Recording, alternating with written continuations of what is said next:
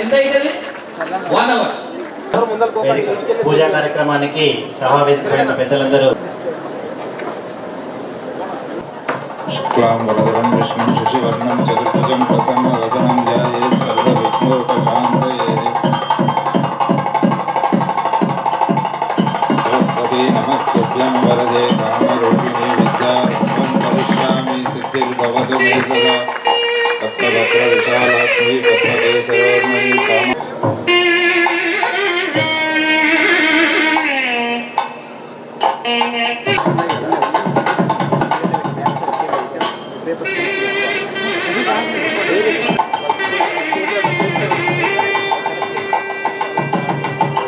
మా ఎమ్మెల్యే గారు, గౌరవ ఎమ్మెల్యే గారు మన విద్య కొరకు మన మహబూబ్నగర్ పట్టణంలో నిర్వహిస్తున్న పేరెంట్స్కు, ఉపాధ్యాయులకు, తల్లిదండ్రులకు కోరుతున్నారు. ఆడపిల్ల ఈ రోజు తన కుటుంబానికి ఆధారి. ఇవి మాటలు కాదు, ఇవి మహబూబ్ నగర్ లో మార్పుకు రూపంలో పాడే అవకాశం కలుగుతోంది. ఎమ్మెల్యే గారు తన తండ్రి గారైన స్వర్గీయ, నేను వారిని పొగడడం లేదు కానీ ఫ్యాక్ట్ చెప్తున్నాను. మహబూబ్ నగర్ తల్లిదండ్రులకి, మహబూబ్ నగర్ ఆంధ్రప్రదేశ్ ఉమ్మడి రాష్ట్రంలో నేను కనీసం ఒక 200 నియోజకవర్గాలు తిరిగి ఉంటాను.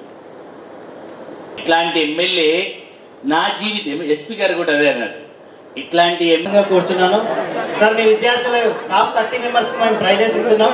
మీ విద్యార్థులు మీరు చూసి వెళ్దాం. టాప్ 30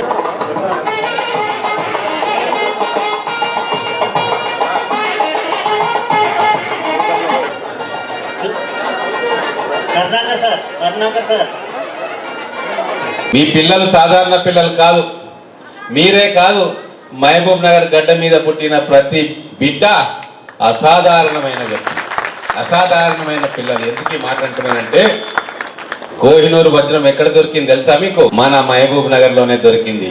కృష్ణానది పరివాహక ప్రాంతాల్లో మన పాలమూరు గడ్డ మీదనే ఇప్పుడు మొక్కలు చేసిండ్రు. కానీ ఉమ్మడి పాలమూరు జిల్లా ఒక సాధారణ రాయి సానబట్టి కోహినూరు వజ్రంగా మనం తయారు చేస్తే అది పోయి విక్టోరియా మహారాణి ఇంగ్లాండ్, అప్పుడు రవి అస్తమించని బ్రిటిష్ సామ్రాజ్యానికి అధినేత, వారి తల మీద కూర్చున్నది ఆ కోహినూరు వజ్రం.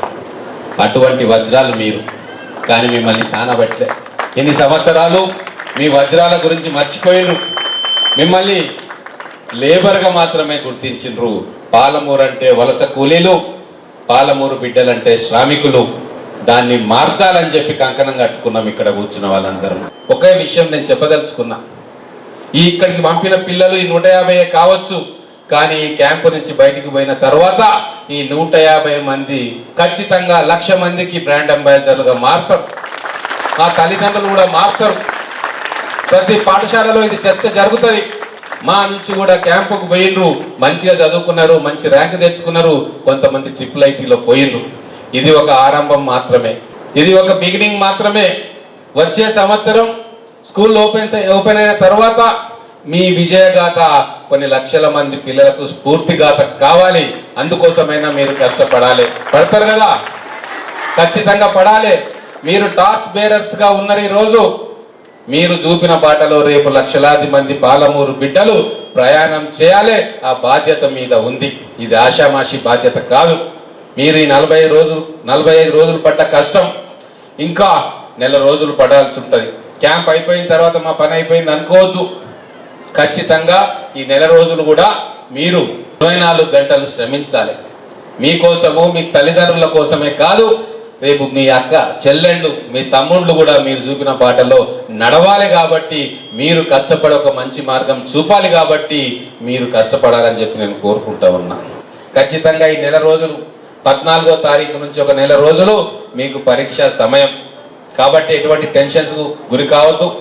ఇక్కడ ఉన్న తల్లిదండ్రులకు కూడా నేను ఒకటే రిక్వెస్ట్ చేస్తా ఉన్నా, పిల్లలను ఫ్రీగా వదిలిపెట్టండి. మీ ఇంట్లో ఒక అనువైన వాతావరణాన్ని ఏర్పాటు చేయండి. ఇంట్లో కలహాలు అవి ఉంటే ఈ నెల రోజులు ఎక్కడ కూడా వాటి గురించి కూడా మాట్లాడకుండా, మిగతా ఏ విషయాలకు సంబంధించి కూడా వాళ్ళ చెవిలో పడకుండా, వాళ్లకు టైంకు కావాల్సింది వాళ్ళు ఇష్టపడేది పెట్టి, భోజనం పెట్టి, వాళ్ళు చదువుతున్నారా లేదా చూసుకొని వాళ్ళని కంటికి రెప్పలాగా చూసుకోవాల్సిన బాధ్యత ఇక్కడ ఉన్న తల్లిదండ్రులది. ముఖ్యమంత్రి గారు కావచ్చు, మేము కావచ్చు, తెలంగాణకు కావాల్సింది ఇప్పుడు ఎడ్యుకేషన్ అండ్ ఇరిగేషన్ అని చెప్పి చాలా బలంగా నమ్ముతా ఉన్నాం. పాలమూరుకు కావాల్సింది కూడా ఎడ్యుకేషన్ అండ్ ఇరిగేషనే. ఇరిగేషన్ పని పెద్దలు చూసుకుంటారు, కానీ ఎడ్యుకేషన్ పని మాత్రం మనమందరం చూసుకోవాలి, సమాజం చూసుకోవాలి, ముఖ్యంగా ఉపాధ్యాయ లోకం చూసుకోవాలి. మనకు వ్యక్తి జీవితంలో విద్య, వైద్యము ఈ రెండు కరెక్ట్ గా దొరికితే లైఫ్ అంతా సెటిల్ అయిపోతుంది. ఆ రెండు అంశాలని కూడా ప్రయారిటీలో తీసుకున్న ఎమ్మెల్యే గారికి థ్యాంక్స్ సార్. ఎందుకంటే విద్య జీవితం ఎలా అంటే ముందుకు ఎలా వెళ్ళాలో నేర్పిస్తుంది.